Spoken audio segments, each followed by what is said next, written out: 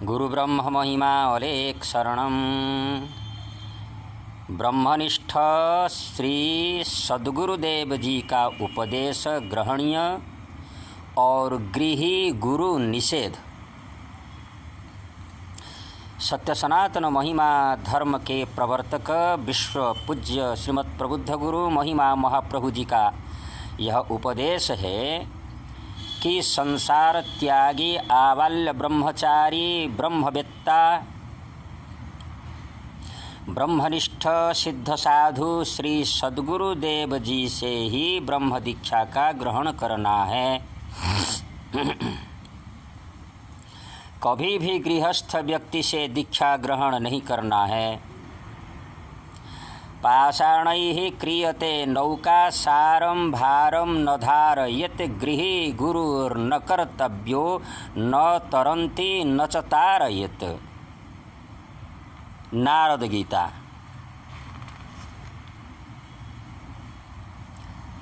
नारद जी बोल रहे हैं कि पत्थरों से बनी नैया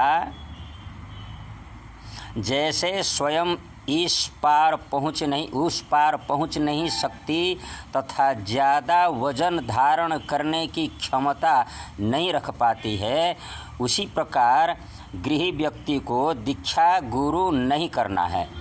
अतः वह न उद्धार होता है न शिष्य को उद्धार कर पाएगा।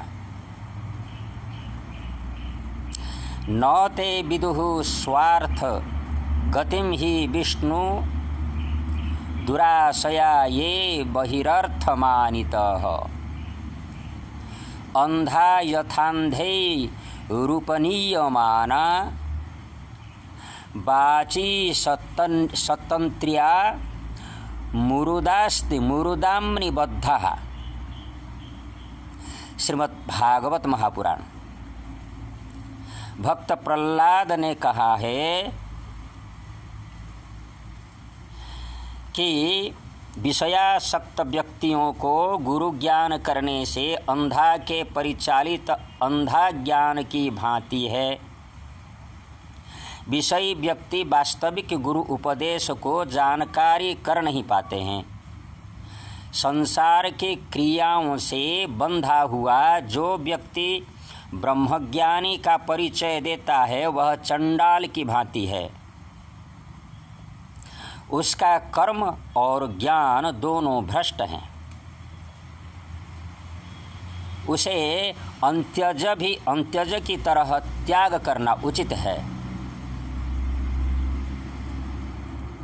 गृही हो के कहे ज्ञान, भोगी हो के लगाए ध्यान, जोगी हो के ठुके भोग, ये तीनों आदमी कली का ठग।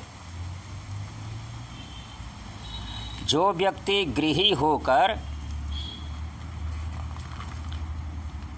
ब्रह्मज्ञान कहता है, जो राजा सिंहासन भोग करते हुए ध्यान करता है और जोगी होकर भोग की लालसा में आबद्ध है, ये तीनों व्यक्ति कलियुग के ठग बोले जाते हैं।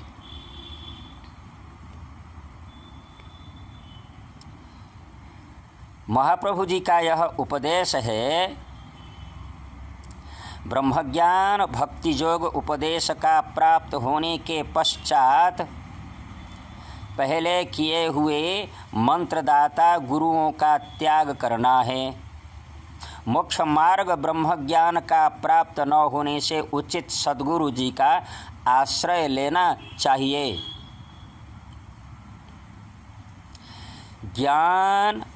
ज्ञानन मोक्ष मवाप्नोति ज्ञानम ही परमं मतम अतो यो ज्ञानदानेन यक्षमस्तं त्यजेत् गुरुम। तंत्रवचनम।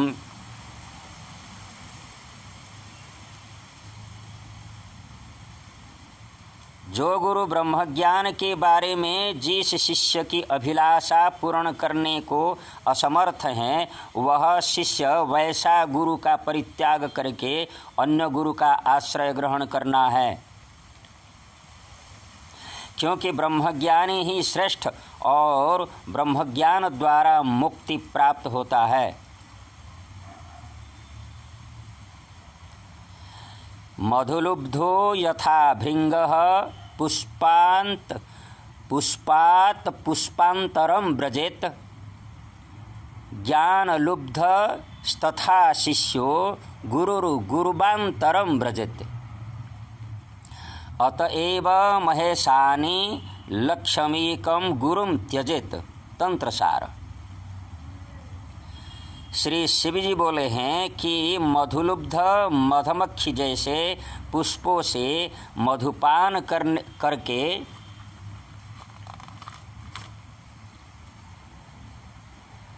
मधु खत्म हो जाने से अधिक मधुपान की प्रत्याशा में अन्य पुष्पों के तरफ गमन करता है, उसी प्रकार ज्ञान लुब्ध शिष्य ज्ञान पिपासु होकर किए हुए गुरु के निकट से ब्रह्मज्ञान प्राप्त न होने से ब्रह्मविद्त श्री सद्गुरुदेव जी के श्री चरणों में शरणाश्रित होगा।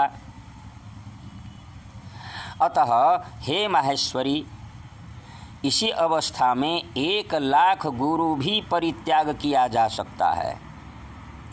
उसमें गुरु त्याग करने का किसी भी प्रकार अपराध नहीं है।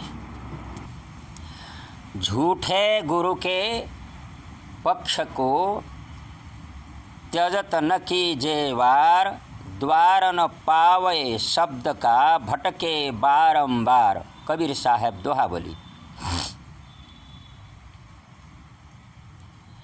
मिथ्या गुरु के अनुराग से अपने को बचाओ, नहीं तो शब्द रूपी परम ब्रह्म का अनुसंधान हो नहीं सकता,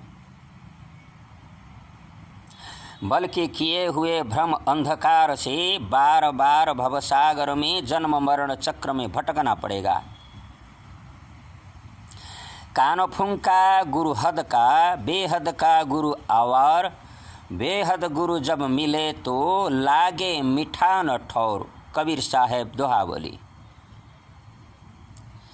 कानफुंका मंत्र यंत्र दीक्षा देवी देवता की साधना करने वाले गुरु केवल धोखा देकर उपदेश देकर अपना स्वार्थ साधन किया करते हैं।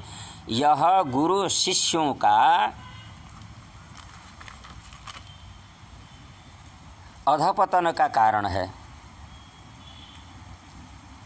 असाधारण सद्गुरु प्राप्त होने से उधार मार्ग मिला, यह जान लेना चाहिए। बहुत पहले महर्षि सुखदेव जी से राजर्षि परीक्षित महाराज जी ने ब्रह्मज्ञान उपदेश का ग्रहण किया था। ब्रह्मवेत्ता याज्ञवल्क्य जी राजर्षि जनक जी ने ब्रह्मज्ञान उपदेश का ग्रहण किया था। भगवान श्री कृष्ण चंद्र जी से महारथी अर्जुन ने ब्रह्मज्ञान उपदेश का ग्रहण किया था। भगवान श्री रामचंद्र से भक्त हनुमान जी ने ब्रह्मज्ञान का उपदेश ग्रहण किया था। दीननाथ सूर्यदेव से योगी याज्ञवल्क्य जी ने ब्रह्मज्ञान उपदेश का ग्रहण किया था। मृत्यु भुवन के अधिपति जमराज से राजपुत्र नचिकेता ने ब्रह्मज्ञान उपदेश का ग्रहण किया था। उसी प्रकार वेदपति ब्रह्मा जी से महर्षि अथर्व जी से अंगिरा जी से भरद्वाज जी से अंगिरस और अंगिरस जी से शौनक ब्रह्मज्ञान उपदेश का ग्रहण किया था। और भी महामानव विदुर जी से अनंत कुमार और महर्षि वशिष्ठ जी से भगवान श्री रामचंद्र जी ने ब्रह्मज्ञान उपदेश का ग्रहण किया था। परंतु फिर भी कोई भी पूर्व युगों में कर्णफुंका मंत्र उपदेश का ग्रहण नहीं किया था।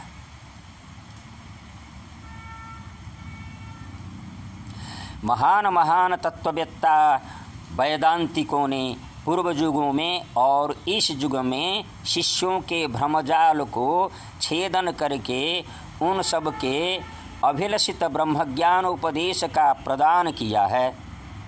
पूर्वोक्त शिष्य सब उसी प्रकार ब्रह्मज्ञानी महात्माओं को सद्गुरु पद में वर्ण करके अभिवादन किया है। आजकल जीविका निर्वाह रूपक वंशानुगत रूप से तथा मनोरंजन स्वरूप से धन का उपार्जन करने के लिए गुरुपन का प्रचलित हुआ है। उन सब के अभ्यर्थना करना सर्वदा अविधेय है। केवल ब्रह्म अवधूत तत्ववित्त ब्रह्मनिष्ठ सद्गुरु के पास से उपदेश का ग्रहण करना समुचित है। कबीर जय ही गुरु ते भय न मिटे, भांति भ्रांति मन की न जाए, गुरु तो ऐसा चाहिए जोई ब्रह्म दर्शाए। कबीर साहब दोहावली।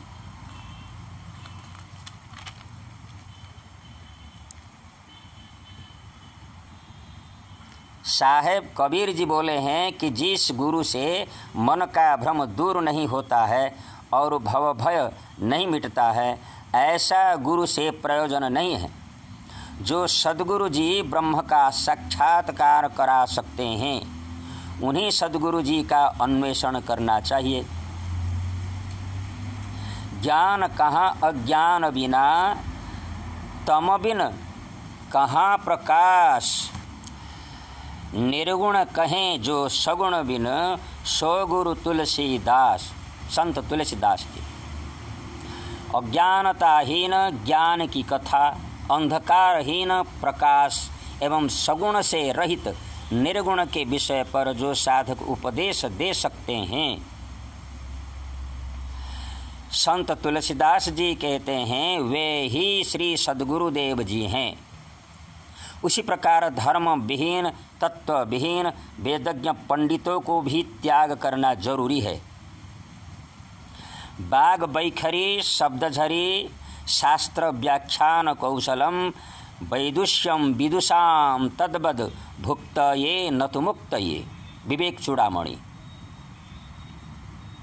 आद्य शंकराचार्य जी बोले हैं, सब जनता को मोहित करने के लिए शब्दझरी अर्थात शब्द योजना, बाग बैखरी अर्थात आधुनिक ढंग से कथा कहना तथा संगीत गायन करना, पुराणों की कहानी बताना इत्यादि। प्रतिदिन भांति भांति के वस्त्र आभूषण से सजाए हुए भेष धारण करने वाले पंडितगण केवल अर्थ उपार्जन करने हेतु प्रवचन कहेंगे, मगर मुक्ति के लिए ब्रह्म ज्ञान नहीं। संत तुलसीदास जी बोले हैं, तत्वज्ञान विहीन पंडित और दीप धारक, इन दोनों की दुर्गति के बारे में क्या कहा जाए। ये लोग केवल उदर पोषण के लिए शास्त्रीय श्लोक और दीप आलोक द्वारा दूसरों को पथ दिखाते हैं, मगर स्वयं अंधकार में ही गमन करते हैं। स्थाणुरयं भारहार किलाभू, बधित्य वेदम न विजानाति तोऽर्थम यो अर्थज्ञ इत्सकलम भद्रमश्नुते, नाकमेति ज्ञान विधूत पाप्मा। निरुक्त।